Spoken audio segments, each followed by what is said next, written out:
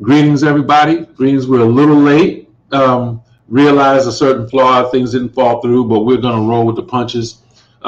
Today's topic is what I thought it was going to be versus how it really ended up being. So with this, I was expecting to have a guest. Unfortunately, things don't work out, but we roll with the punches and we make it happen. So we're going to have this quick talk tonight. It is 7:38 Eastern Time. I'm going to be done in 30 minutes. So I want to talk to you about this topic. This topic really centers around the idea of doctoral expectations. So with that said, I'm going to talk about 5 things that came up. I had a conversation with people online about this particular topic. I actually asked the question, what expectations did you have to let go as you grew through the doctoral process? And I got a lot of responses, probably more responses than I needed, but it was great. It was good engaging with everyone and getting these opinions because it kind of took me to some areas that I didn't totally think about at first, but I'm glad I had that conversation. So before we begin, I'll introduce myself. My name is Dr. Derek Robinson. I'm a researcher, teacher, lead consultant for My Advantage Career and Consulting Services. You can find me out at myadvantage.org.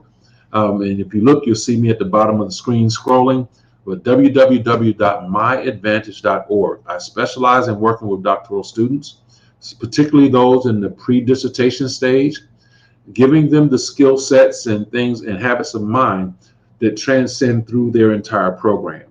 By working with me, working with those who do what I do, and not going through this alone, what you discover is that there are certain skill sets that you're going to need in every single class and definitely need when you enter into the pre-dissertation, into the dissertation stage. You do not want to go through this alone, solo-minded and narrow-minded, because I've known of many people who've done that and they're lost in ABD land. So you do not want to do that process. So I offer services that focus on that particular skill set. I offer courses, I offer coaching. I can come through consulting if need be to classes of doctoral students. So if you're a university professor and you want to get a particular point across, but you don't always have time to teach these intangible skills, I'm available to do special sessions to work on some of those intangible skills so that students can actually work better in your class or throughout their entire process. So that's me. And tonight, what I want to talk about are doctoral expectations. The topic of this is what I thought it was going to be. The extended topic is what I thought it was going to be versus what it turned out to be. And it's kind of a play on the popular social media kind of phrasing that simply is how it started versus how it's going. It's how it started in my doctoral program versus how it's going.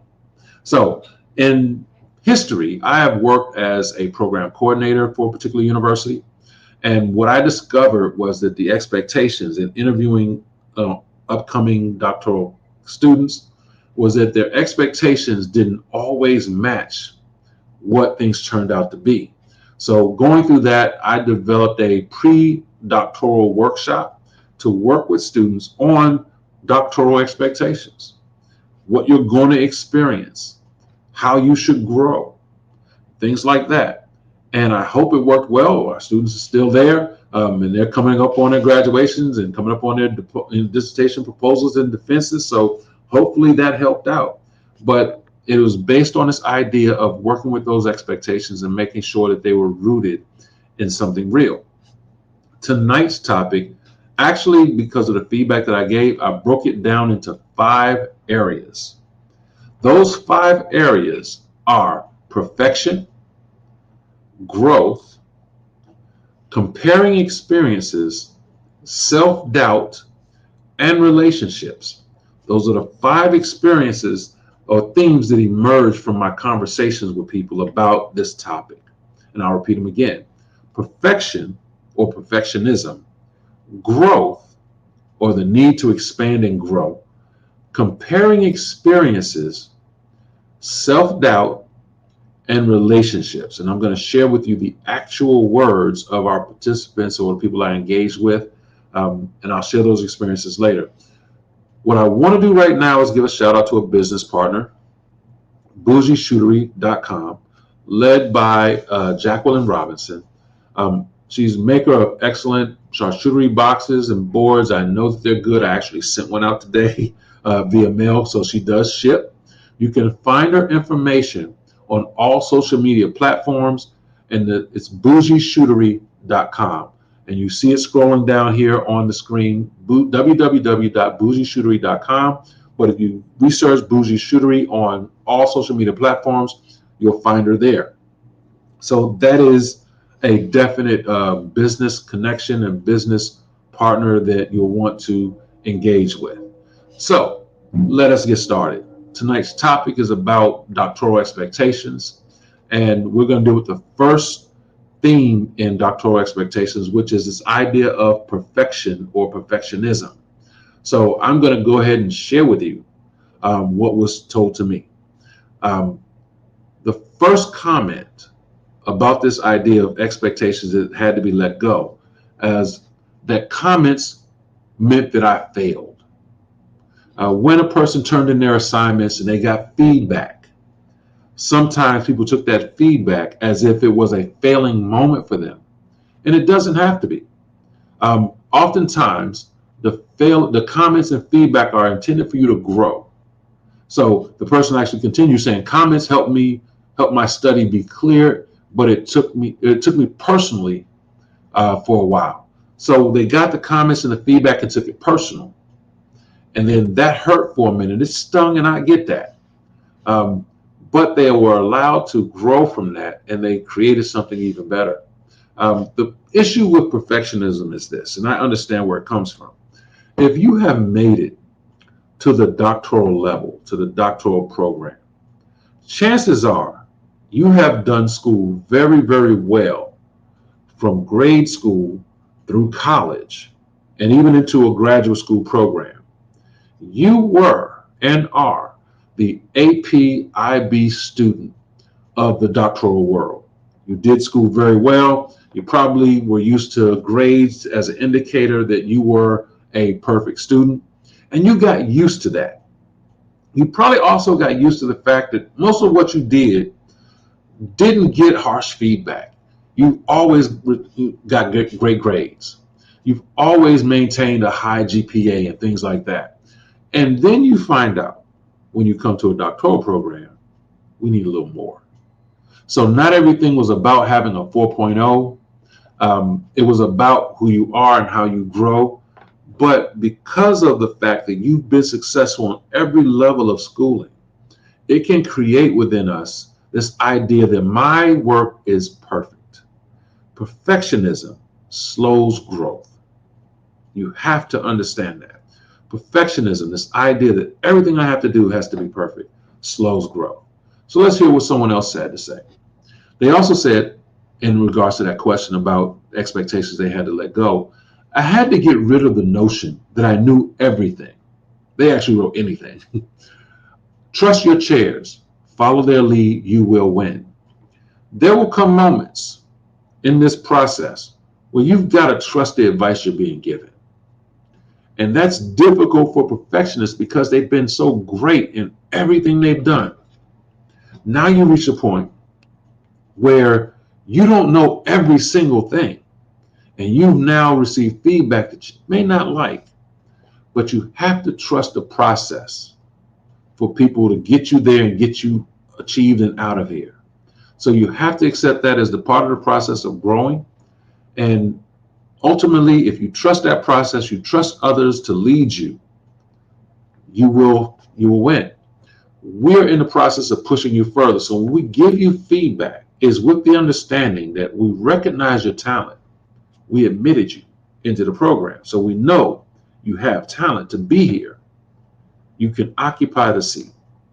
But now we're going to push you further, because the idea is that when you leave here and you go into your respective world, whether it's in higher education, corporate America, whatever field you're in, that you go there as an authority on a topic that you have chosen for your research, that you go and impact and move the field forward. That's an expectation. So in order to do that, you've got to embrace some of the bumps and bruises that goes along with that. Another participant noted in answering that question that everything had to be perfect. By the end, everything just had to get done. I still finished with my desired GPA, but those last assignments were definitely not my best work. Accept the fact that not every work you're going to do is going to be the perfect piece of work ever. That it will have some imperfections, that you will grow. What I've noticed too, and I did this in my personal experience, my advisor, wise man, said, no one leaves this thing unscathed. So when I went through my dissertation proposal and I sat there and asked my committee for the permission to do this study, and I did my background research and everything else, they lit that paper up. They had all these other recommendations that I needed to do before I could start my research. Had I been a perfectionist, I'd have quit that day. But because of my advisor who walked me in saying, no one walks out of this unscathed, I expected it. And because I expected it and let go of that perfection idea, I was able to kind of make it through and not be torn apart. I'll give you this. All of us go through it. Even now as professors and researchers and things like that, when we submit research for articles, for journals, we get harsh feedback. No one comes out of it unscathed. Everyone has this reviewer number 2. Actually, ask your professor about reviewer number 2 and then look in their face when you do. They will give you a smile and a smirk because they understand that even as a professor, even gone through that gauntlet and gone through that process, you will still submit work that will not be your perfect work, that you will still get feedback.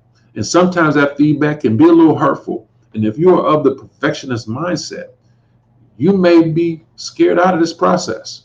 It may shake your foundation, but it's necessary. It's part of the process. So go through it, embrace it, and accept it for what it is. It's part of the process to help you get better.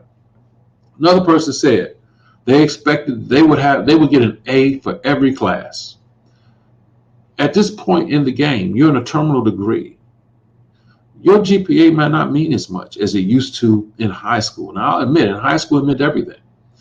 In undergrad, it meant something. In graduate school, it meant something. At this point, you've earned the right to be here for your terminal degree. You may not get an A in every single thing, but that does not mean that you're not learning. Just don't get C's. Don't get that. But understand the process. You do not have to have a perfect paper for everything. Not everything has to be your magnum opus, things like that. You are part of this growing process, so accept it. One person said, and I have plenty of other statements that I'll get to you, but it said a dissertation is the start of your research career, but not the end of it. It is not intended to be a magnum opus. It is merely an entry pass. Just get your dissertation done. Great works come later. Oftentimes, your dissertation is the start of your research career. It is the launching pad. I suggest to my students that they publish before that so they understand and appreciate the publication process. But your dissertation is a big deal. It will, in many cases, launch your research career. Doesn't have to be the most perfect thing, but it has to be done. And it has to be something you're proud of. And it has to be something that you can grow from, that it can launch into many other things. So keep that in mind. This idea of perfectionism can crack most people. And the worst thing that it does, even to people who are occupying the world I'm in, is it will keep you from doing your work. It'll keep you from completing your work. Once you complete it even, it'll keep you from submitting your work because no one wants to have their perfect work criticized. So there are many professors out there, possibly even yours, who has a completed manuscript sitting in a Google folder that they haven't submitted because they're suffering from perfectionism. Perfectionism is a disease of the mind. So do not let that prevent you from ultimately reaching your ultimate success and doing what you need to do. Now, before we go to the next theme, I want to give a shout out to the Done Dissertation, Dr. Ramon Goins and the Done Dissertation program. If you are in the dissertation process, if you are working through the dissertation process and eyeing going into higher education as your next step in your career trajectory, check out Dr. Ramon Goins on all social media platforms and check out the Done Dissertation. The website is actually on the rolling screen. It's the donedissertation.com. Check out his program. Check out the testimonies of those who have gone through the program and have had remarkable success. It is a proven process. He's the author of the book, 14 Secrets to a Done Dissertation. I've had him speak at my school and speak to doc students. Excellent program, excellent researcher, proven researcher, through and through. So check him out at thedonedissertation.com and check out the program, but be part of that. It does work, and he's a great partner in this work with me, kind of a colleague, thought partner, mentor, things like that. Excellent brother, and great work that he's doing. So thedonedissertation.com. Now, our second theme in this process was amounted to what I would call growth. Part of this process, because you have been the perfect student throughout everything till you got to this dissertation journey, it's hard to grow. I've talked with students coming into the programs, and they have already known what they're going to research, what they're going to do, because they've worked in the field, they know the truth. And it's difficult to grow in that way. It's difficult to accept new knowledge. So growth is going to be a part of the process of shedding away expectations and accepting a new reality. So with that said, we have people who come into this program and they have a timeline of everything they want to do. And they really impress you in the interviews because they're focused. They know what they want to study. They know their timelines, things like that. And I've learned to be more unimpressed with that than impressed. So one of the comments made in this process talking about this was, I had to let go of my timeline and realize that it takes as long as it takes. My data collection didn't go as planned, and I had to pivot my research questions. It took 5 years instead of 4, but at the end of the day, my name is Dr. whatever the last name is. I'm not giving you that, but they made that accomplishment by shedding their idea of the perfect timeline. Oftentimes when I work with clients, prospective clients, I ask them, what is your timeline to get all of this done? That's a question that if you answer it too perfect, I get scared. But if you give me an exact timeline, how certain things have to get done, what will you do if things don't work out in that process? What will happen if you reach a bump in the road? If you have to get your research approved by a committee, what if that takes time? If you have to go to university to get permission to conduct research and you figure it had to be done by a certain date, what if they're a month late? What if it takes time to get the data that you expected to get? Do you crack under the pressure? Do you have to readjust your timeline? Are you uncomfortable with that? Does it make you quit? That's an important thing to think about. So having a timeline is cool, but having an adjusted timeline, having a realistic timeline, having a timeline that says it takes as long as it takes, that is going to be important. That's what you're going to need to know and understand and be able to realize in order to grow in this program. So once again, I'm not saying do not have any timeline. We do want you to graduate. We do want you to get out of here. But don't be so rigid that you can't accept the bumps and the bruises and the detours and the alternate routes you have to take to get this thing done. Oftentimes, those students who come in with that laser-like focus really get hit with reality and have to decide to make that change. So I do not want you lost in ABD land. I do not want you with a couple of coursework so you're at somebody's dinner party saying you're still working on your doctoral degree and it's 15 years later and you have taken a class, things like that. I do not want you to drop off and then try to get readmitted 15 years later. So once again, grow. Open up your mind, grow with the process, roll with the punches, and realize you will get it done.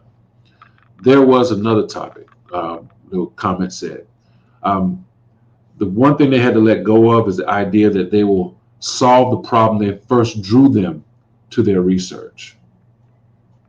When you go into this program, we interview potential students and we ask them what they're interested in, and some say, I don't know yet, I'm open to finding out, or these are areas that I kind of think about a lot. I like that student because they're open to grow. It's the student who comes in and says exactly what they're going to do, exactly what they're going to research, that scares me. Because what are you going to do if the topic you think you're going to research requires that you accomplish other topics first before you get to that? That research topic that you think you're interested in may well be on your research trajectory, your career trajectory, but it may take you a few years to get there. You may have to accomplish some other issues and researches related to that before you get to that ultimate topic that you were interested in originally. Can you evolve? Can you grow? Can you accept the changes that you have to go through? Can you accept knowledge that tells you that before you get to this particular topic, you got a few others you got to get accomplished? Can you accept that and still grow? When I first entered the program, my doctoral program, I was an assistant principal at a high school. And dealing with what I dealt with every single day, I went in knowing I wanted to study school discipline. I had to figure this thing out for me, for my students, for everyone involved. What I learned throughout the process was it was deeper than dealing with school suspensions and disproportionality and things like that.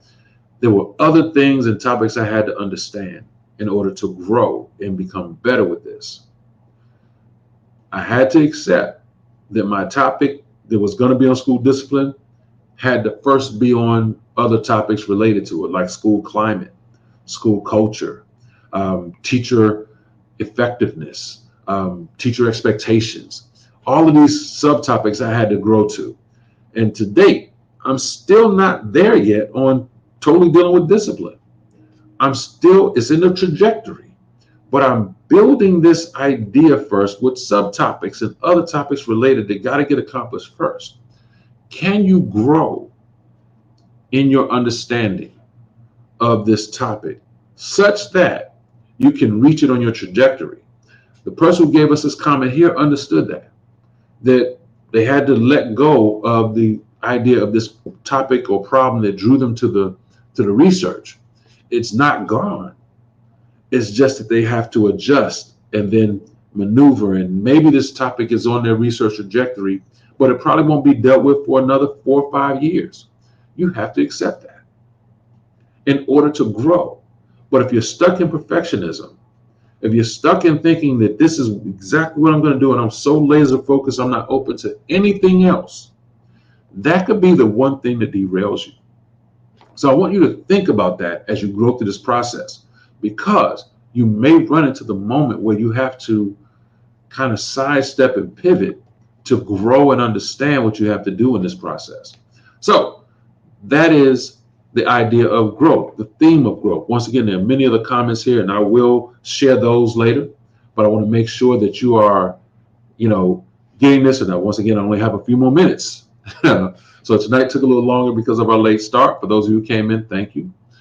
As we're doing that, we're going to pivot, and I want to shout out another company, another business person that has supported me in everything I've ever done since I've entered the profession of education. And that is Mr. James Lampkin, who has a podcast called Conversations with Lamp. He just put out a new episode today. I will share in the comments section, but he has done an excellent job. I've known him since, had to be like 1993 or 94 or something like that, but he is an excellent guy. You can find him on all social media platforms. You can also find him on SoundCloud. You just look up Conversations with Lamp. I'm going to share that link and make sure that you get it. But check him out. dynamite person, dynamite research, that he's doing. Um, Hope that goes through for everybody. But once again, find them in Conversations with Lamp. Now, the third theme in this topic, when I've asked people what expectations that you had to get rid of or adjust as you maneuvered or navigated through the doctoral program, that topic was comparing experiences. So that came out as a topic worth studying. So what happened with this, what I mean by that is many of the people who actually spoke to this talked about comparing their experience to the experience of people that they've known who have gone through a doctoral program. So many people enter into a doctoral program because they knew of somebody who did it. Once again, former students and graduated students are perfect examples and recommendations and references for future students. So if you're in a program, who are you bringing up? Who are you sharing in the experience so that they can learn from your example and then engage in this process? So keep that in mind as you are moving through this process. But I want you to consider that. Also, as you're navigating through this process, understand that even their experience may not be yours. So comparing experiences may set you up for disappointment, can possibly set you up for failure. Even comparing your experiences to the people in your classroom is different. You will all have a different and unique experience in this process and in the program that you pursue. So keep that in mind as you navigate through that, because they're going to be different. So because of that, I want you to think about what my conversation with people came out to say, because when I went through my program, I was, like I said, I was an assistant principal in a high school, and I was dealing with stuff every day, and I'm doing my research at night and on weekends, and I'm seeing a lot of connections. So I go into the classroom and I share what I'm learning in the research, also integrated with what I see in practice. But my experience wasn't everyone's experience. We were in different schools. We were in different fields. Some people weren't in schools at all. So their experience was different. So my experience is not the experience of people that I knew who went through a program. It wasn't the experience of those who sat in the classroom right next to me. We had commonalities, but all of our experiences were different. Even if we studied the same topic, your approach and your design may be different from mine. So we cannot compare those experiences because they're all different. They're all unique, things like that. So you have to expect that, and you have to embrace that your experience will be different and unique. So when asked about an idea that they had to let go, one person commented, comparing my experience to others. Everyone's experience is different, and embracing my experience. Embracing the uniqueness that you bring to the table based upon how the research hits you, hits what you see, hits what you experience, and hits how you see the world. All of that impacts how you do this work. So you have to accept and embrace that. Another person said, in comparing experiences, everything will be hard. Just get your point across and be adventurous. So embracing it is not made for everybody. This is a process that is challenging. It's unique. It may be easier than you thought if you build it up that this is impossible to do. So everyone's experience and their approach to this doctoral program and doctoral journey is going to be different.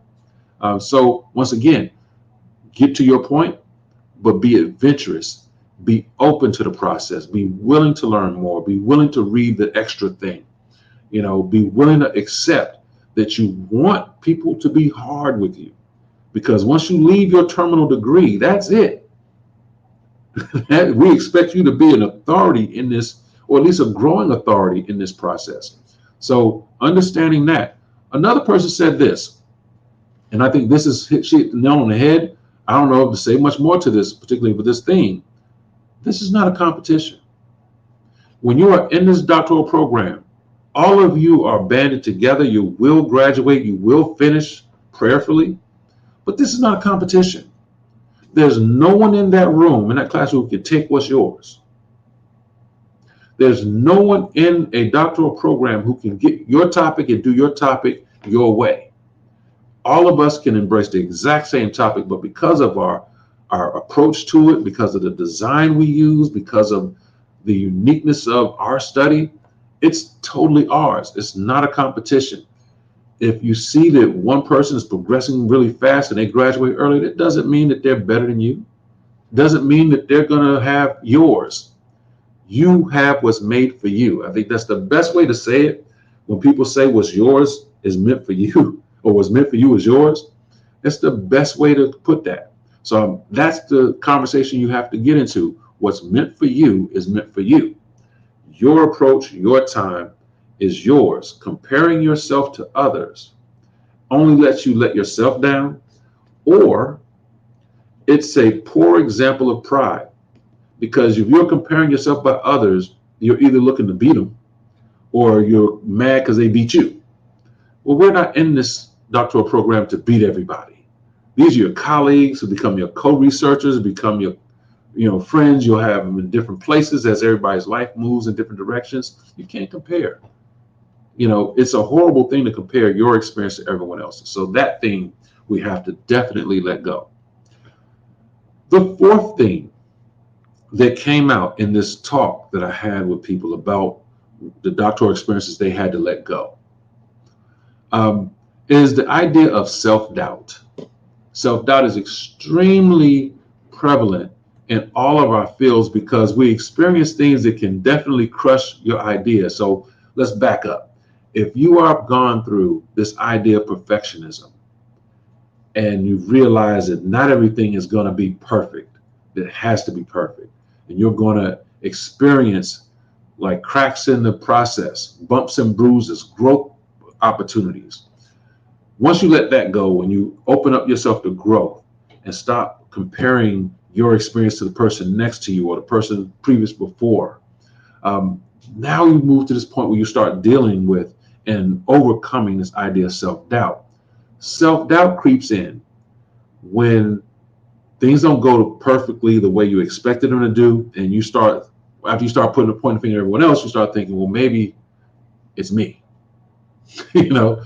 and that's a poor way to kind of enter into this. You do not want self-doubt can become consuming, and it doesn't help the growth. So once again, self-doubt, and all of us are that way to some degree. I compare the inside of me to the outside of others all the time. I recognize that it's a flaw in my character, but it's part of the growth process. So what we got from people when we talked to them and asked them a question about the thing they had to let go, letting go of self-doubt was one of them. One of the persons said this, what they had to let go, that I would not be able to meet the demands and challenges of a doctoral program, not smart enough. That is deep because all of us approach this with some insecurity. Even those who walk in totally confident that this is what they're going to do, this is what I'm going to study, that could serve as a mask for the insecurity. In fact, perfectionism is based in insecurity. It's based in some self-doubt. It's based in feeling like, am I as smart as I'm supposed to be? Because when you're met with challenges, and trust me, any program worth getting into is going to challenge you. It's going to push you. When you meet those pushes and challenges, what are you thinking? What does it make of you? How do you see yourself now? So that idea of self-doubt has to be addressed and crushed at that moment. And I see that we have a person coming in, Eudorius Jones, University of Memphis. Thank you for coming in. I appreciate you being here. Much love. I will be talking. I have a special place in my heart for the University of Memphis, and I will be talking to a group next week there. So thank you for coming through. I appreciate it. Back to this idea of self-doubt.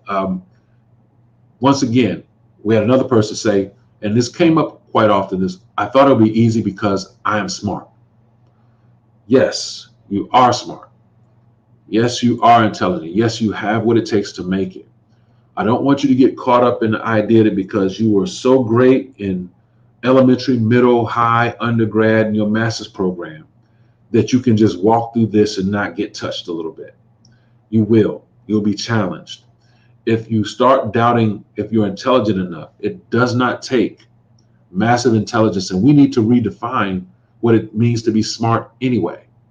But it doesn't take that. It takes perseverance. It takes willingness to learn, willingness to stretch yourself, and the discipline to be open to ideas. That gets you through the doctoral program. Also, a little bit of writing and some hard work, But if you made it to this point, please know you're smart enough to get through. You just have to buckle down and accept that there's going to be bumps and bruises along the process, but you are smart enough to get through. One person actually said this too. Honestly, I thought it was going to be harder than it was. Now, don't get me wrong. It was hard. But as an undergrad and someone working on a master's degree, I was put off by the language. The whole language, you hear things like dissertation, committee, IRB, proposal, and defense. That language can be intimidating. The person also says, once I learned the language, things got a little easier. We give you these words and they sound intimidating. Things like dissertation, this long 250, 300, 400 word book report, as my advisor would call it. We give you these words.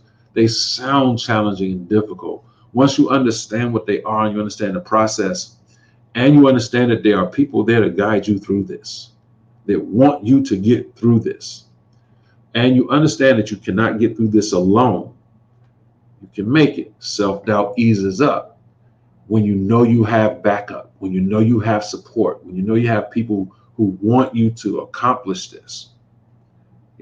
One of the things I deal with in my practice is the idea of self-doubt.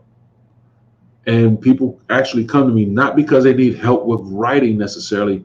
They need someone who can push them when they're by themselves, when they need that assistance to get through.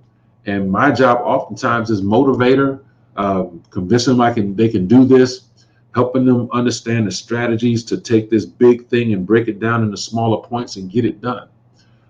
That becomes oftentimes my role. So that is a part of the process. And before we move to the next theme, the final theme in this, which is relationships, I do want to give another shout out. There is a program that's going to be coming very soon. I've been advertising for it on all of my social media platforms. We're putting together a Math Advantage Camp for those rising 4th and 5th and 6th graders to give them an advantage as they move into the next grade. I'm looking right now for instructors who are talented at teaching math, talented at content creation, talented and willing to actually do the work to create content for students that they can start this summer getting early exposure to math concepts for their upcoming grade. There is a possibility as part of the program is you will share in the profits of the camp. So I'm not paying you a wage, not paying you a salary, it's actually sharing in the profits. Now you get a percentage of the profits. So if you have or know of anybody who elementary and middle grades who can teach math very well and can create content, please have them contact me or contact any of my social media platforms to see the advertisements. There's application there. There's explanation for how everything will happen. But make sure that they are part of this process and that they can actually take part of this. I'm looking for the best of the best. So, and the best of the best does not always mean that they have, advanced and high proficiency students. I understand that in school, people play with a stacked deck. So you take A students and turn A students into A students. I'm not impressed by that. I'm looking for someone who can actually help students push forward and get an early exposure and advantage as they move into the next grade. That's why it's called the Math Advantage Camp. It will start this summer, but actually I need to bring people on board soon. The work that you will do will be done before the summer begins. So once again, please check me out on that. I would appreciate having as many people as I can get in this process to actually extract the best teachers we can find. So once again, if you are available for this, it is the Math Advantage Camp. I will share information on all of my social media platforms. You'll see it. And if you are interested, please, please, please, please apply or recommend someone to apply. So with that said, we'll move on to the last concept, And this is the concept of relationships. Once again, I actually went out and asked present doctoral students, those who have also graduated, those who have went through and are now in higher ed, and I asked them a simple question. I asked them, what expectations did you have to get rid of as you navigated through higher education, if you navigated through the doctoral program? And they gave me a ton of advice and a ton of stories and things like that. And of the last theme, I mean, the first theme was perfection, the second was growth, the third was comparing experiences, the fourth was self-doubt, the fifth theme, like this, the fifth theme was relationships. And I can agree with that. You cannot get through this program alone. In one of my programs that I talk about in myadvantage.org, the Academic Professional Survival Guide, is that there are no solo acts in a doctoral program. You cannot get through this by yourself. It's going to take some colleague, classmate, spouse, child, somebody to inspire you, to keep you going, to keep you disciplined, to stay on you, to constantly engage you in conversations about what you're doing in order for you to get through this process. My friends and colleagues, we all are still on the same group chat that we were on when we started the program, and we use it to motivate each other. We use it to let everybody know that we support you and that we got you and that you got this. You know, we also showed up for everybody's dissertation defenses to let them know we were there and we were there for you. So once again, relationships are everything in completing a doctoral program. So what we heard from our people when we asked this question about what expectations they had to get rid of, is this idea first of dealing with their chairs. As you move into the later stage of the doctoral process, your chair is everything. And they said, how did you deal with the chair saying one thing and the subject matter expert, SME, saying another? It's like you're in a circle and the chair does not want to meet while the SME does. You may have a complicated committee, because committees are about relationships that are beyond you. But having a harmonious committee makes your life a lot easier. Letting your chair have ultimate say so in who to bring to the table, because I know I wanted to bring certain people to my table, and you know, my chair knew that had I did that, it would have been much more complicated for me to get out. So my chair helped approve how I chose people to be on my committee, and everyone had a purpose. But when you have different personalities at the table, it can make moving through that process extremely hard. So having a relationship with your chair such that they can be honest and candid with you, such that they can be serve as advisors, true advisors to you, is going to be of utmost importance.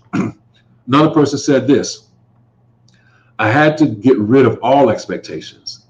Nothing went as planned, even when following the advice of my committee. I adopted a "it is what it is" mentality and tried to go with the flow as much as possible. Oftentimes, you'll hear this saying that the best dissertation is a done dissertation. Oftentimes, you'll figure out it's the relationships and what you have to shed, that these expectations that people will be always available for you and things like that. You have to learn how to get on people's schedules, learn how to navigate between people, learn how to show people that you're serious in this process in order for you to do this well.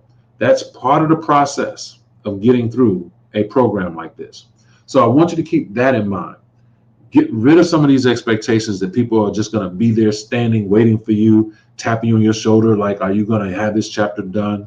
Are you going to get this work done? Things like that. That may not happen. And if it doesn't happen, can you still get the work done? Your relationships mean everything. Another person said this, and this is real.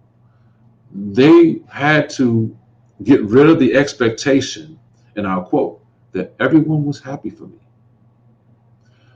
Not everyone that you think should be happy for you doing this program is happy for you.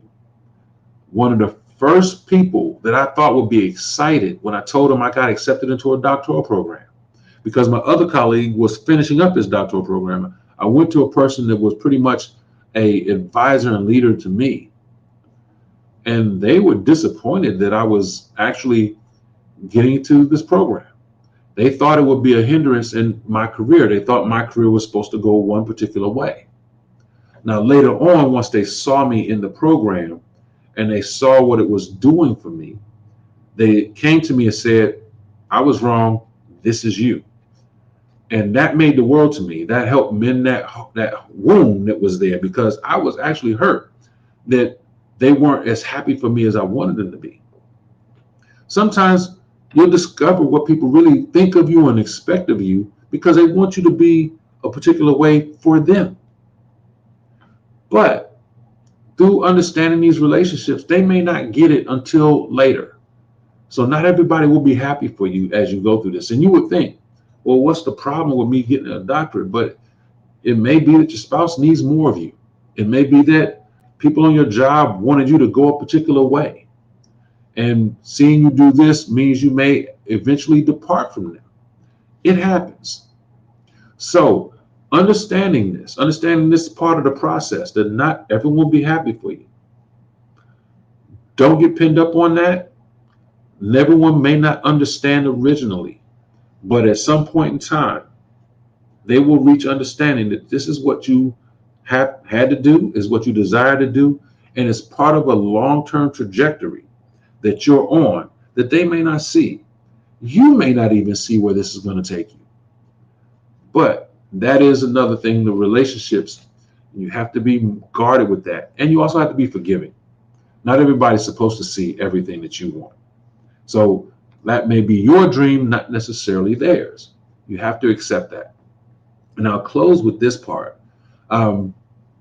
This person said, if you do not connect with your advisor, it's okay to get another one. You have to navigate relationships, though, because people have relationships that you don't know about. So you have to respectfully navigate through people in higher education, because it's a small world. They all meet together. They all know each other. They may collaborate on projects together. You don't know the relationship at all. So be mindful of how you navigate certain relationships, how you choose your advisors, whether it's assigned or you get the opportunity to choose it based upon commonalities and research interests and things like that. You have to be mindful of that, and also making sure that you are able to actually develop that relationship. Utilize those office hours, get to know them, let them get to know you and how you work and what you desire to do and things like that.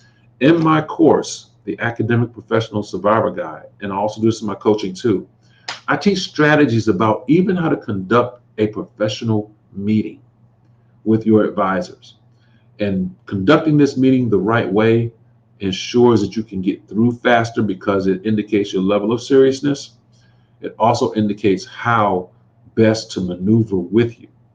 Your advisors will respect your respect of their time, and you will get feedback eventually. And sometimes you get feedback faster because you've shown your level of seriousness. So with that said, ladies and gentlemen, I know it's later than I expected. We got started late. Next week, we'll have another topic. The topic will be out hopefully tomorrow or Thursday. But I enjoyed this time talking. I will make sure this here is edited and ready to go out by Thursday at least, and we'll have a new topic. I invite you back. I invite you to come in. I actually want to have it where we can talk. So I want to create a way where you can come in and actually join me in the conversation, because I don't want to have to always be up here lecturing. I want to engage in the conversation, field questions, invite people in to actually talk with me through this process. So that's going to be how we move forward with this. And I'll make sure that in the next broadcast, we have people here to engage in this conversation. So once again, I'm Dr. Derek Robinson. This is the Doctoral Journey with Derek. Thank you for showing up and being part of this process. Bye now.